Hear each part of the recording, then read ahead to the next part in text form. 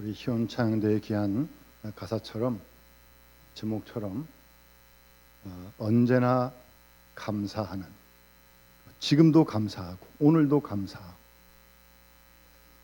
마스크를 쓰고 불러서 독특하게 잘 들리지는 않습니다만 어쨌든 아침에 햇살을 보고 감사하고, 그런 가사에 맞습니까? 아침에 햇살은 다 보시죠? 감사합시다. 감사하셔야 돼요. 고난 중에도 감사합니다. 왜요? 고난을 통해 연단을 시켜주시니까 감사하는 거예요. 그리고 영원히 우리와 동행하시는 주님 때문에 또 감사하는 겁니다. 오늘 맥주 감사 주일을 맞아서 이러한 언제나 감사가 우리 모든 식구들의 신앙 생활이 될 수 있기를 바랍니다. 오늘 본문 말씀은 너무나도 우리가 잘 알고 있는 말씀입니다. 제가 이렇게 신방을 하면서 가정이나 직장에 걸려있는 성구 말씀 중에 아주 많이 걸려있는 말씀 중에 한 말씀입니다. 이 말씀, 항상 기뻐하고 쉬지 말고 기도하고 그리고 범사에 감사하라. 그런데 사실 이 명령형이거든요. 명령형이에요. 하라, 하라, 하라. 그런데 한편 생각해 보면 기뻐할 일이 딱히 없는데 어떻게 항상 기뻐해요? 아니, 그리고 기도를 쉬지 말고 하라니, 잠잘 때는 어떻게 해요? 그러면 식사할 때는 어떻게 해요? 24시간 어떻게 기도하냐고요? 그리고 모든 일에 감사하라고 말씀하시는데, 명령하시는데 솔직히 그렇지 않을 때가 많이 있잖아요. 예? 이렇게 한번 뒤집어서 생각하면 좀 납득이 잘 안 되는 그런 경우도 많이 있습니다. 어떻게 그럴 수 있냐는 거죠. 감사할 만한 일이 있어야 감사하고, 기뻐할 만이 있어야 기뻐도 하고, 기도할 일이 있어야 기도도 하는 거지. 어떻게 이렇게 막무가내로 말씀하시는지 간혹 그렇게 생각될 때도 있습니다. 그런데요, 오늘 이 본문의 초점은요, 거기 있는 게 아닙니다, 여러분. 조심해야 됩니다.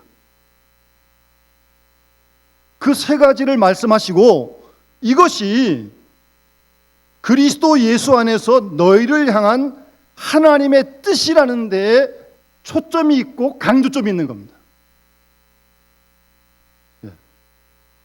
하나님의 뜻이라는 데에 초점이 있다니까요. 이 세 가지가 우리를 향하신 그리스도 예수 안에서 하나님의 뜻이라고요. 거기에 강조점이 있는 거예요, 이게. 우리가 어쨌든 간에 하나님은 우리가 이렇게 하기를 원하시는 거예요. 하나님의 뜻이 거기 있다는 말씀입니다.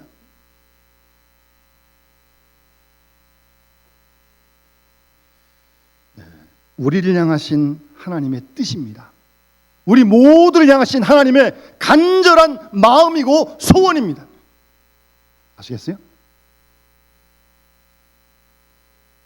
그래서 오늘 본 말씀을 우리가 함께 대하면서 하나님의 뜻이 어디 있는지, 나를 향한, 우리를 향한 하나님의 마음이 어디 있는지, 그래서 우리가 어떻게 살아야 되는지, 그걸 하나님이 원하시는지 거기에 초점을 맞춰야 돼요. 거기에 초점을 맞춰야 됩니다.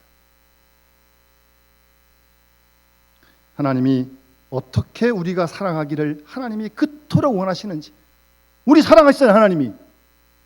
그 하나님이 우리가 어떻게 살기를 원하시는지 그 하나님의 마음을, 그 뜻을 우리가 헤아려 한다는 말씀이에요. 여러분, 이 관심이라는 게 뭡니까? 마음이 가는 게 관심 아닙니까? 글자 그대로. 그래서 그 사람이 어디에 관심을 많이 두냐를 보면 어느 정도 그 사람의 됨됨이를 알 수 있죠. 예를 들어서 이 돈만 생각하는 사람이 있어요. 어떤 사람이 좀 이렇게 새롭게 옷을 좀 입고 왔어요. 그럼 옷이 좀 잘 어울린다. 좀 멋있다. 뭐 그렇게 얘기할 수 있는 거 아니에요?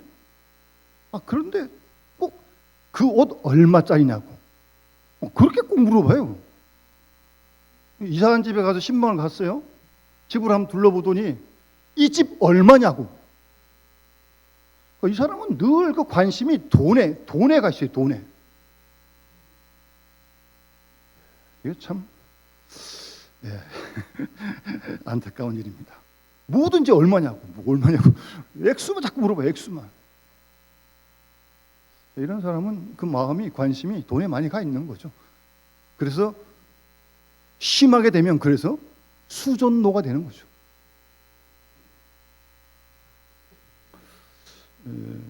그런가 하면 어떤 사람은 또 너무 이 육체적인 쾌락을 추구하는데 마음을 뺏기는 사람이 있습니다. 먹고 마시고 자기를 위해서라면, 이 욕심을, 쾌락을 이루기 위해서라면 수단과 방법을 가리지 않습니다. 지나치게 나아가면 향락주의자가 되는 거죠. 그런가 하면 어떤 사람은 또 이 자기 생각, 이성,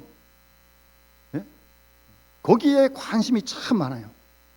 꼭 나쁜 건 아닌데, 그런데 하여튼 모든 걸 다 이성적으로, 논리적으로, 합리적인 사고로 처리하려고 하는 거죠. 때로는 좀 빡빡할 때가 좀 있습니다. 그런가 하면 어떤 사람은 언제나 자기 중심에만 관심이 있습니다. 자기에만 관심이 있어요. 남에 대해서 별로 고려하지 않아요. 아니, 관심 없어요. 이런 사람이 소위 이기주의자가 되는 거죠. 그리고 이런 사람들이 결혼을 하면요, 보나마나 별로 가정이 평화롭지 못합니다. 결혼하고도 서로 자기 위해 달라고 자기 중심적으로 서로 그러다 보면 그 다툼이 뭐 어디 끝나겠어요? 여러분, 사랑이라는 게 뭐예요? 자기 중심으로부터, 이기주의로부터 벗어나는 것이 사랑 아니에요? 내 중심이었던 관심이 다른 사람, 주위에 있는 사람, 그들에 대한 관심으로 넘어가는 게 사랑 아니에요? 부모님들이 자녀를 사랑하면 부모님도 자기중심적인 마음 다 있죠. 그러나 자녀를 사랑하다 보니까 자꾸 관심이, 마음이 자녀에게로 가는 거예요. 자녀에게로. 그게 사랑 아닙니까?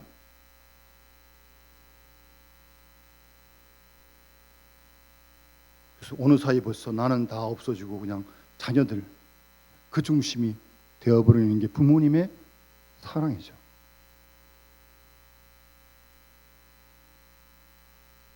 그러면 우리 그리스도인들, 예수 믿는 사람들은 그 마음과 생각이 어디로 가야겠어요? 언제나 하나님의 뜻을 먼저 생각하는 사람이 그리스도인이고 예수를 믿는 사람입니다. 예수 믿는 우리에게도 자기 중심 생각, 뭐 다 여러 가지 앞에 얘기한 것들이 다 있어요. 그러나 그보다 먼저 생각하는 게 하나님의 뜻에 마음을 두는 겁니다. 그게 예수 믿는 거죠. 그게 신앙생활하는 거죠. 그게 예수를 잘 믿는 거죠. 그게. 아시겠습니까? 그런 관점에서 오늘 본문을 대하셔야 됩니다. 그리고 빌립보서 2장 13절에 보면 이런 말씀이 있어요. 자기의 기쁘신 뜻을 위하여 너희로 소원을 두고 행하게 하신다. 잘 들어보세요. 자기의 기쁘신 뜻을 너희로 소원을 두고 행하게 하신다. 여러분, 하나님이 우리에게 뜻이 있고 우리 각자에게 다 소원이 있어요. 그런데 하나님은 우리 각자에게 소원을 두고 뜻을 두고 그 바라는 것으로 절대 끝나지 않습니다. 오늘 말씀처럼 그 소원을 이루어지도록 하나님이 만들어 가십니다. 우리는 다른 데 관심은 없고 생각 없이 모르겠지만 절대 하나님은 포기하지 않습니다. 왜요? 그게 우리를 위한 길이니까, 우리를 사랑하는 표현이니까. 우리 마음속에 소원을 주세요. 기뻐하신 뜻을 주세요. 그리고 그 뜻을 이루어 가도록 하나님이 주도적으로 역사하십니다. 두고 보세요. 두고 보십시오. 하나님 절대 이게 포기하지 않습니다. 하나님의 주도적인 의지가 있습니다. 그 뜻을 이루고자 하는 그런 하나님의 의지가 강하게 있다는 사실을 우리는 기억해야 합니다. 신앙이 얕을 때는 그런 거 잘 모르죠. 관심 없고 오직 내 뜻, 내 생각 거기만 다 머무는데 신앙의 깊이가 더해가고 성숙하고 깊어지면 하나님이 나에게 이런 뜻을 두시고 이런 소원을 갖게 계시구나 걸 조금 알다가 좀 지나가면 하나님이 이 길로 나를 인도해 가시는 나에게 그 주신 소원을 하나님이 주도적으로 이끌어 가시는구나 라는 걸 깨닫고 체험하게 됩니다. 하나님 말씀이니까요.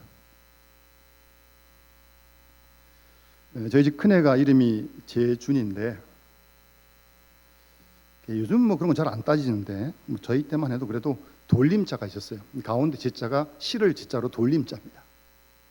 마지막 자만 저보고 지라고 그러시더라고요, 부모님이. 그래서 마지막 자를 져야 되는데 그때 당시 한 80년도 중후반 제 주위의 여러 목사님 가운데 공교롭게도 성함의 마지막 자가 대부분 다 준자가 들어간 목사님들이 많으셨어요. 중걸 준자를 쓰시더라고요. 김재준 목사님, 김정준 목사님, 이태준 목사님. 하나님 나라 가셨습니다만. 그래서 큰애한테는 그 준자를 붙였고요. 둘째는 역시 또 제자는 그대로 들어가고요. 마지막 자를 줘야 되는데 무슨 글자를 붙일까, 이름을 붙일까 기도하는 중에 제 마음속에 하나님께서 백성민자를 주시더라고요. 그래서 우리 애가 아는지 모르는지 모르겠지만 저는 백성들을 싣고서 좀 주님께로 좀 잘 이끌어 갔으면 좋겠다. 뭘 하든 그런 마음으로 이름을 지었어요. 부모가 자녀를 낳으면 이름 짓는 것도 부모로서 자녀에 대한 기대가 있고 소원이 있고 꿈이 있는 거니 낳자마자 있는 거 아니? 그런 뜻을 가지고 이름을 짓는 거 아니? 그걸 왜 또 기도하고요? 하물며 하나님이 우리를 지으셨는데 우리에게 뜻이 없으시겠어요? 소원이 없으시겠냐고요? 우리 사랑하시는데.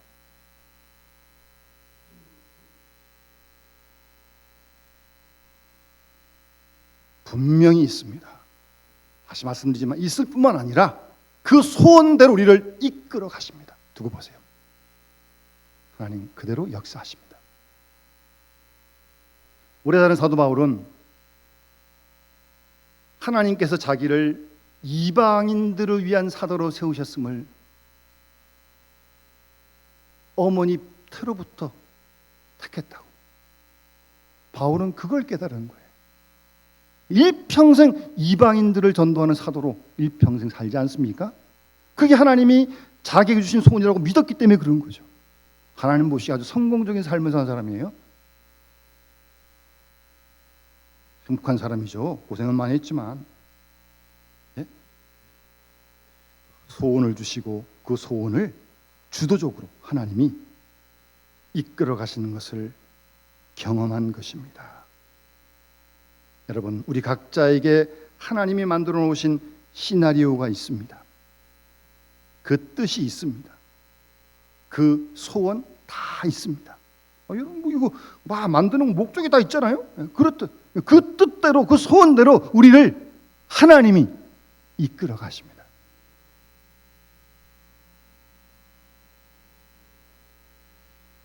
그래서 오늘 본문에서 우리를 향한 하나님의 뜻을 말씀하고 있는 거예요. 잘 안 되지만 기뻐하고요, 기도하고요, 그리고 감사하는 거. 그게 우리를 향한 하나님의 소원이라니까요. 네? 여러분, 부모님의 기쁨이 뭡니까? 자녀들이 행복하게 사는 거 아니에요? 결혼을 앞둔 젊은이들이 찾아오면 제가 이런 권면을 합니다. 두 사람 결혼해서 행복하게 잘 살아라. 그게 부모님을 기쁘시게 해드리는 거다. 효도? 그게 효도다. 그렇지 않습니까? 우리 부모님들?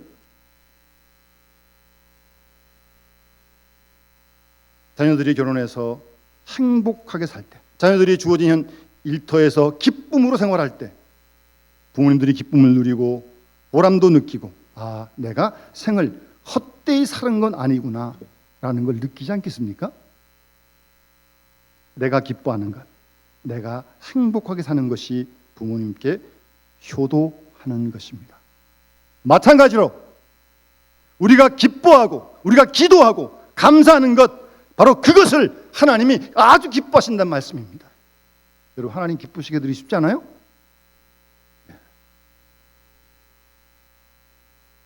우리는 때로 부자 되기를 원합니다. 어떤 일에 성공을 바랍니다. 명예를 추구합니다. 그러나 하나님께서 우리에게 원하시는 건 그렇지 않습니다. 그런 외적인 것을 하나님이 기뻐하신 것 결코 아닙니다. 문제는 우리가 기뻐하는 것을 하나님이 원하시고요, 그리고 기도하는 걸 원하시고요, 감사하는 걸 원하신다는 사실입니다. 가만히 생각해 보면 기뻐한다는 건 뭐예요? 나 자신이 기뻐하는 거죠. 나 자신이. 여러분 지금 기쁘십니까? 그걸 하나님 원하신다니까요. 주 앞에 나와 예배하는데 뭐 여기가 좀 불편하고 뭐 이상하고 불평 원망 이래, 하나님 기뻐하시는 거 아니에요? 시기하고 질투하고. 자신의 문제죠, 이 기쁨의 문제는. 기도의 문제는 하나님과 나와의 관계의 문제입니다. 그리고 감사의 문제는 이웃과의 관계고 주위 환경의 문제입니다. 기뻐하고 기도하고 감사하는 것, 그것을 하나님이 원하십니다. 여기 종이 있는데 이 종은 소리가 땡하고 나야 돼요. 나야 돼요. 만약 소리가 안 난다면 이 소리 납니다. 제가 아직 안 쳐서 그렇지. 오래된 종인데 오랜만에 한번 들어보시죠. 그래야 종에 갇혀 있는 거 아니겠어요? 여러분, 하나님 우리에게 주시는 복은요, 기쁨이 있어야 복이에요. 예? 돈 벌었는데 누구 미워하고 시기하고 근심 걱정이 가득하다면, 잠 못 잔다면, 괴로워한다면 그게 무슨 축복입니까? 전도서에 보니까 뭐 그런 걸 재물을 뭐 불필요하게 더 많이 쌓아놓으니까 근심 걱정하고 잠도 못 자고요. 누가 뺏어갈까 봐. 복 아닙니다, 그거는. 하나님께서는 물량적이고 외향적인 것이 아닌 우리의 내적인 기쁨을 원하시는 거예요. 이 밑에서부터 마음속에서 샘솟는 기쁨이요, 외부에서 오는 게 아니고요. 그런 기쁨을 누리라는 거예요. 그걸 하나님 원하신다는 말씀입니다. 그리고 늘 기도하고 하나님께 감사하는, 그것이 하나님의 뜻이라는 걸 꼭 기억하시기 바라고요. 그런 방향으로 우리를 인도해 가실 것입니다. 우선 기뻐하는 건데 보통 기뻐하는 게 아니에요. 근데 어떻게 기뻐해요?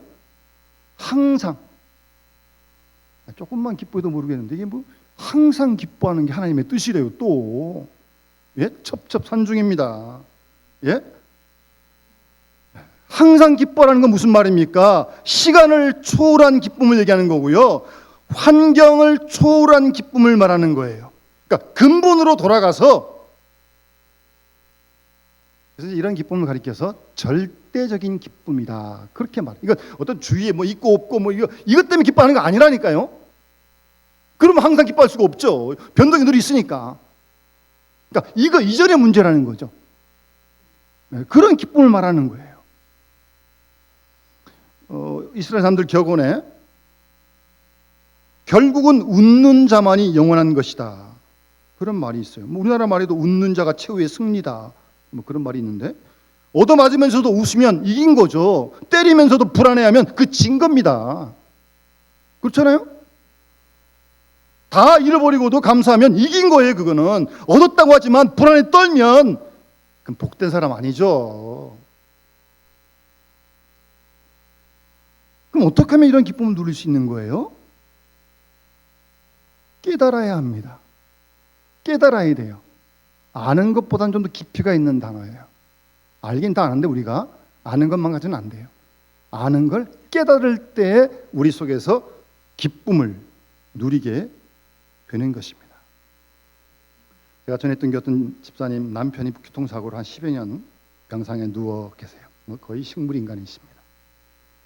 근데 부인 집사님은 지극정성으로 매일 찾아가서 닦아드리고 튜브로 음식 넣어드리고 10여 년 동안. 한번 제가 이제 신방을 가서 집사님께 물었어요. 집사님 무슨 소원이 있습니까? 그랬더니 그 부인자 하신 말씀이 목사님 저는 다른 소원 없습니다. 저기 누워있는 남편이 한 번이라도 나한테 여보 고마워 라는 말 한마디만 해주면 좋겠다. 근데 못하잖아요. 뇌를 다쳐가지고 의식이 없으니까. 네?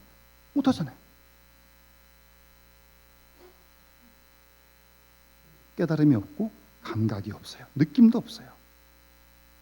그러니까 기쁨이라고 하는 것은 결국 어떻게 깨닫느냐, 어떻게 생각하느냐에 달려 있습니다. 긍정적으로 적극적으로 생각하게 될 때에 기뻐할 수 있고 감사할 수 있는 겁니다. 그러니까 겸손하게 생각해야 돼요. 겸손하게 깨달아야 돼요. 그럴 때 기쁨을 누릴 수 있는 겁니다. 교만하면 기쁨을 잘 누리지 못하죠. 특히 우리 예수 믿는 사람들, 우리가 예수를 믿고 구원 얻은 거 아닙니까? 생명을 얻고 영생을 얻은 거 아니에요? 그리고 아까 우리 찬양한 것처럼 주님이 임마누엘로 우리와 늘 동행하시다가 우리가 이 세상을 떠나서 영원한 하나님 나라 갈 거 아니에요? 그 나라를 약속받고 지금 살고 있는 거 아니에요? 여러분 그것 때문에 기뻐하는 겁니다. 그런 기쁨을 회복해야 됩니다. 그걸 하나님이 원하시는 거예요.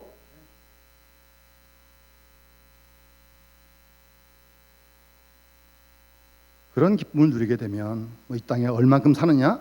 그 별로 중요한 문제 아닙니다. 우리 때도 되지도 않고 또 뭐 사는 정도 차이가 또 있죠. 뭐 조금 뭐 형편에 따라 차이가 있는데 그것도 별거 아니에요. 이런 기쁨만 누리고 산다면 정말 아침 햇살을 보고 기뻐하고 감사할 수 있다면 아주 행복한 사람이죠. 오늘도 생명 주심을 감사하고요. 사도 바울이 이런 기쁨을 누린 거 아니겠습니까? 그래서 감옥 속에서도 계속해서 빌립보 교회에 편지하면서 기뻐하라, 다시 말하노니 기뻐하라, 주 안에서 기뻐하라 계속 말씀하고 있는 바울의 마음속에 감옥 속에 있지만 자신의 마음속에 기쁨이 있는 거죠. 그러니까 그렇게 편지 쓰는 거 아니겠어요? 그런 기쁨을 항상 누리라고 말씀하시는 거예요. 그것이 하나님의 뜻이라는 거예요. 우리 이런 기쁨을 회복해야 합니다. 회복해야 돼요. 뭐 만져지고 먹고 뭐 이거 주위 환경 그 다 이전의 문제라니까요. 그럴 때 우리가 항상 기뻐할 수 있고 계속 기뻐할 수 있는 겁니다. 이 모든 형편이 때로 힘들기도 하지만 이것이 하나님의 은혜임을 깨닫게 되기 때문에 기뻐할 수 있는 겁니다. 은혜 받을 때 기쁘거든요. 원래 은혜란 단어가 카라란 단어가 기쁨이란 단어와 아주 연관된 단어예요. 은혜 받으면 기쁩니다. 은혜를 깨달으면 기쁨이 있어요. 그런 기쁨을 말씀하시는 겁니다. 우리 주님도 내일이면 십자가를 지시는 그런 일을 앞두고 그 전날 제 아들에게 설교하면서 나는 기쁨으로 충만하다. 내가 주는 기쁨은 세상이 주는 것과 같지 않다. 십자가를 앞두시고 우리 주님 마음 가운데 하나님의 뜻을 이루어 드리는 기쁨이 조용하게 잔잔하게 깊이 흐르고 있었던 것. 그런 기쁨을 누리라고, 그것이 하나님의 뜻이라고 주님께서 말씀하십니다. 우리는 기쁨을 생각할 때 너무 물질만 생각하고 육체적인 쾌락과 욕망의 성취로만 생각하고 뭘 가지고 소유할 때만 누리는 것으로 생각하는데, 글쎄요, 얼마를 가져보신지 모르겠지만 거기에는 기쁨이 보장되지 않습니다. 전도서에 보면 솔로몬 왕이 왕으로서 보고 싶은 거, 하고 싶은 거, 마음의 즐거움 다 해봤습니다. 그런데 헛되고 헛되며 바람을 잡는 것 같다 라고 솔로몬이 그렇게 말씀합니다.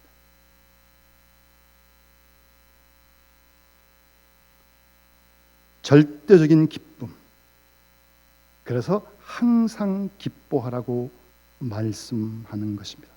이렇게 하면 기쁘고 저렇게 하면 슬프고 그런 이유가 아닙니다. 그런 이유가 아닙니다. 하나님께서는 우리가 하나님의 뜻대로 절대적인 기쁨과 희락을 가지고 살아가기를 하나님이 원하시는 거예요. 그거는 하나님이 원하시는 거지만 우리를 위한 거죠. 무슨 하나님이 안 그런다고 달라집니까? 아니, 우리 때문에, 우리를 위해서 그걸 원하시는 거예요. 간절하게 원하시는 거예요. 그래서 믿음이 자라고 인격이 변화되어지고 신앙이 성장하고 성숙하면요, 이런 기쁨이 점점 커집니다. 이게 샘솟아요. 네? 속에서. 밖에서 오는 거 아니니까. 네? 자꾸 솟아요. 여러분, 이런 은혜의 생활 누리고 싶지 않습니까? 안 그래도 힘든데 우리가 지금 이런 기쁨이 있어야 살죠, 우리가. 누가 예수 삶는 사람입니까? 물론 기도 많이 해야 됩니다. 봉사도 물론 많이 해야죠. 예수 삶는 사람은요, 항상 웃는 사람입니다. 항상 얼굴이 밝은 사람이에요. 예수 잘 믿는 사람이에요. 아주 그 사람이. 나가셔서 한번 얼굴 보고 가십시오. 여러분 얼굴이 어떠신가요? 가장 밝은 얼굴, 가장 행복한 마음, 예수 잘 믿는 사람이에요. 예? 우리 자녀들이 얼굴이 기쁠 때 부모님들이 기뻐하시는 거 아니에요? 얼굴이 어두워지면 벌써 부모님이 얘가 무슨 걱정이 있나, 말씀 안 하셔도 다 그런 생각하시는 거 아니에요? 똑같습니다. 하나님 우리를 보실 때도 똑같아요. 지금 하나님께 예배하러 나왔는데, 예? 정말 우리가 기쁨으로 예배하고 있는지, 그렇지 못하고 어쨌든 여러 가지 이유 때문에 하여튼 불편해서 복잡해가지고 기쁨을 누리지 못한다면 정말 하나님이 안타까우실 겁니다.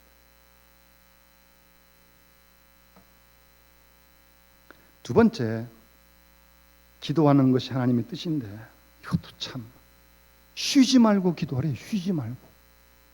네? 쉬지 말고. 어떻게 쉬지 말고 기도하냐고요. 24시간을. 잘 땐 자고 먹을 땐 먹어야 되는데. 그럼 도대체 이게 무슨 뜻이에요? 쉬지 말고 기도하라는 건 도대체 무슨 뜻이에요? 여러분 잘 보세요. 마태복음 7장에 보면 예수님께서 산상수훈에서 구하라고 말씀하시고요, 주신다고. 찾으라고, 찾을 것이라고. 문을 두드리라고, 문이 열릴 것이라고 말씀하십니다. 여러분, 기도는 우리가 하는 거 아니에요? 하나님이 들으시는 거 아니에요? 아쉬운 사람이 누구예요? 우리가 아쉬운 거 아니에요? 근데 왜 하나님이 자꾸 기도하라고 말씀하시는 거예요? 왜 자꾸 구하라고 말씀하시는 거예요? 왜 자꾸 찾고 부르짖으라고 말씀하시는 거예요? 이거 참 어떻게 좀 거꾸로 된 것 같지 않아요? 아쉬운 건 우리인데? 그만큼 하나님이 우리가 기도하기를 원하시는 거죠. 구하라고, 찾으라고, 문을 두드리라고, 부르짖으라고. 그럼 아시면, 우리가 뭘 필요한지 아시면 그냥 주시면 될 거 아니에요. 기도 안 해도. 근데 그렇게는 안 주십니다. 왜요? 그렇게 거저주면요, 귀한 거 모릅니다. 귀한 걸 몰라요. 절대 그렇게 안 주십니다. 그래서 구하라는 거예요. 필요한 건 다 아시는데 찾으라는 거예요. 두드리라는 거예요. 부르짖으라는 거예요. 그리고 응답을 받아야 귀한 줄 압니다. 그리고 구하는데 쉬지 말고 구하라고요. 예? 쉬지 말고. 제가 전에 어떤 교회 가정에 부인 집사님이 병으로 애들 한 셋 놓고 어렸을 때 돌아가셨어요. 그거 어떡합니까? 남자 집사님이 이제 재혼을 했어요. 새엄마가 왔는데 이 녀석들이 머리가 컸다고 새엄마한테 엄마라고 안 부르는 거예요. 옆구리에서 푹 찔리고. 여러 가지로 안 되겠거든요. 지혜로운 새엄마가. 그건 아니잖아요. 가족 회의를 했어요. 자, 이제부터 필요한 용돈이야 모든 것 내가 준다. 엄마가 준다. 그런데 엄마라고 부를 때만 준다. 안 부르면 안 준다. 가족 회의에서 결정을 했어요. 어떡합니까? 아쉬운데. 전에는 그냥 콱, 양말, 용돈, 이렇게 그래 쿡 찔리고 그러더니 그럼 안 주는데? 엄마를 부르려고 준다니까. 억지로 하기 시작했어요. 엄마가 새엄마가 그 소리 듣고 싶어서 그랬겠냐고요. 애하고 엄마하고 소통하길 원하는 거예요. 소통하기를. 교제가 되는 걸 원하는 거죠. 무슨 엄마가 애한테 엄마 소리 들으려고 그러겠어요. 하나님도 마찬가지입니다. 우리하고 친해지고 싶은 거예요. 빤빤하게 기도 안 하고 있다가 큰 일만 툭 터지면 기도하고, 어려울 때만 기도하고, 아플 때만 기도하고. 안 하는 건 낫지만 하나님은 그런 걸 원하시는 게 아니에요. 평상시에도 인사드리고 감사하고 구하고 평상시에 잘하라는 말씀이에요. 평상시에. 예? 그렇잖아요. 부모님한테도 아침 저녁 특별히 없어도 전화 드리고 문 안 전화 드리고 그러는 거지. 꼭 사고가 터야 나가야 전화하는 겁니까? 그럼 나중에 전화 오면 부모가 뭐라 그랬어요? 아이고 사고 터졌구나. 그럴 거 아니에요? 하나님이 뭘 아쉬워하냐고요. 우리하고 친해지고 싶은 거예요. 우리하고 소통하길 원하시는 거예요. 사람도 자꾸 만나야 서로 친해지는 거 아니? 1년에 한두 번 봐가지고 알겠습니까 그 사람을? 하나님은 그걸 원하시는 거예요. 근데 등 뗐다고 배부르면요 하나님 잘 안 찾습니다. 기도 안 합니다. 내가 다 할 수 있는데? 그랬다고 아쉬우면 또 하나님을 찾죠. 항상 자기 힘으로 안 되니까. 그러지 말고요. 있을 때도 하고 없을 때도 하고 건강할 때도 하고 아플 때도 하고 항상 하나님께 보고하고 말씀드리고 응답받고 그렇게 살라는 거예요. 그렇게. 그걸 하나님이 원하시는 것이 무슨 하나님 뭘 모자라는 게 있습니까? 하나님이. 사무엘은 사울 왕에게 내가 이스라엘 백성들을 위하여 기도하기를 쉬는 죄를 범치 않겠다고 그렇게 말을 합니다. 예? 기도를 쉬는 죄를 범치 않겠다고요. 쉬지 않고 늘 하나님하고 소통하는 걸 하나님이 원하시고 그게 하나님의 뜻이에요. 저만 그러나요? 여러분도 안 그러세요? 생활하다 보면 하루에도 몇 번씩 우리가 하나님의 도움을 간구할 때가 참 많아요. 필요로 할 때가. 간구할 때만 그런 게 아니라 이런 시대 감사하는 것도 하나님께 말씀드리고 그러는 거지. 어떤 사람은 그러더라고. 하나님 왜 이렇게 피곤하게 하냐고. 어지간히 하나님 생각해 주는 것 같아요. 괜찮습니다. 하나님은 절대 안 피곤하십니다. 우리가 다 시시콜콜이 다 얘기해도 다 들으십니다. 걱정하지 마세요. 이런 건 하나님께 신경 안 써도 된대. 아이고 참 신앙생활이 참 어렵게 하네요. 쉬지 말고 그래서 기도하라는 거예요. 감상은 감사하다, 아프면 아프다, 마음이 낙심되면 낙심된다, 괴롭다, 힘들다, 다 얘기하는 거죠. 다 무슨 얘기를 못하게 하나님께. 예? 그런 대화를 하나님 원하시는 거지. 무슨 하나님이 재물을 원하시고 물질을 원하시고 그런 거예요? 하나님 그런 거 다 모자람 없어요. 하나님은 하나님이신데 쉬지 말고 기도하라고. 대화를 원하시는 거예요. 우리하고 교제를 원하시는 거예요. 하나님하고 친해지십시다. 예? 잊을만 하면 하나님 그러지 마시고 하나님께 가까이 가는 게 복 아니에요? 어떻게 가까이 가는 거예요? 하나님이 친해지려면 자주 만나고 자주 대화를 할 수밖에 없는 거 아니겠어요? 그리고 범사에 감사하라. 여러분 감사를 드리는 게 하나님께 영광 돌리는 겁니다. 그런데 감사는 겸손한 사람만이 감사할 수 있습니다. 범사란 말은 모든 환경을 얘기하는 겁니다. 어떤 환경에서도 감사라는 거예요. 그러니까 환경 이전의 문제라는 거지. 잘 됐든 못 됐든 풍년이든 흉년이든 감사라는 겁니다. 어려움을 당한다 할지라도 그를 통해 하나님 주시는 연단이 있음을 믿고 감사하는 거예요. 유명한 초대교회 순교자였던 폴리갑은 서머나 교회 감독이었습니다. 86세에 순교를 하셨는데 화형을 당하셨거든요. 세상을 떠나면서 폴리갑 주교는 이렇게 말을 했습니다.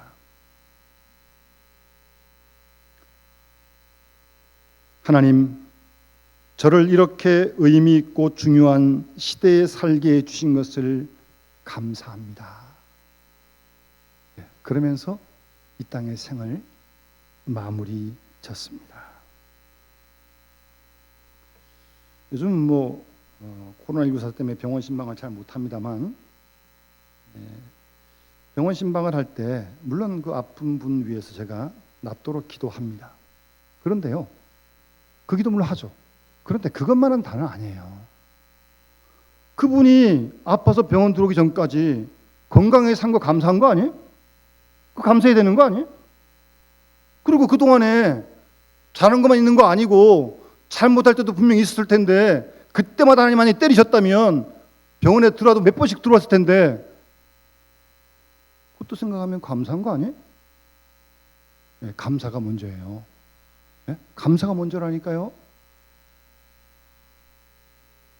특별히 우리가 잘 아는 로마서 8장 28절 말씀, 우리가 알거니와 하나님을 사랑하는 자 곧 그 뜻대로 부르심을 입은 자들에게는 모든 것이 합력하여 선을 이루느니라. 우리가 그 말씀을 믿는다면 나에게 어떤 환경, 어떤 상황이 펼쳐진다 할지라도 이걸 합력하여 하나님이 선을 이루신다고 믿는다면 감사할 수 있어야죠. 힘들어도. 예? 합력하여 선을 이루신 하나님 믿기 때문에 그래서 감사할 수 있는 겁니다. 범사에 감사하는 거 아닙니까? 그래서 빌립보서 4장 6절 말씀에 아무것도 염려하지 말고 모든 일에 기도와 간구로 너희 구할 것을 감사함으로 하나님께 아뢰라. 그리하면 모든 지각에 뛰어난 하나님의 평강이 그리스도 예수 안에서 너희 마음과 생각을 지키실 것이라고 말씀합니다. 감사함으로 기도하라고 말씀하고 있습니다. 여러분, 우리를 사랑하시는 하나님이 우리 모두에게, 우리 각자에게 원하시는 뜻이 있습니다. 우리 각자에게 소원이 있어요. 우리 사랑하시기 때문에 우리가 기뻐하기를 하나님 원하십니다. 절대적인 기쁨을 누리길 원하시는 거예요. 그리고 쉬지 않고 기도하는 걸 하나님이 원하십니다. 따지고 보면 하나님 때문이 아니고 우리 때문이죠. 우리 때문에 그러시는 거지 하나님이 뭘 모자라신다고 그러시겠어요. 우리 때문에 그러는 거예요. 우리 때문에. 그게 우리에게 복이니까. 그리고 범사에 감사하는 걸 하나님이 원하십니다. 간절히 원하십니다. 여러분, 우리가 오늘 말씀을 통해 그런 하나님의 뜻을 깨달았다면 올해 남은 6개월, 이 땅에 남은 인생, 우리를 향하신 하나님의 그 뜻에 맞도록 어쨌든 좀 더 가까이 가도록 그렇게 살아드려야 되는 거 아니겠습니까? 그런 생이 복된 인생 아니겠어요? 하나님께 영광 돌리고요. 다 함께 오늘 이 말씀을 기억하고 매일매일 정말 아침에 뜨는 태양을 보면서 감사하고 기뻐할 수 있고 어려운 중에도 찬송할 수 있고 감사하면 감사하고 힘들면 힘든 대로 안타까운 대로 그냥 하나님께 다 아뢰고 시편에 보니까 시인들이 못할 기도가 없어요. 하나님께는 어떤 기도는 다 할 수 있어요. 그렇게 하면서 우리가 이 인생 나가는 길을 살아가는 귀한 은혜와 축복이 우리 모두와 함께 할 수 있기를 주님으로 축원합니다. 주신 말씀 기억하면서 우리 301장 찬양 부르면서 봉헌하도록 하겠습니다.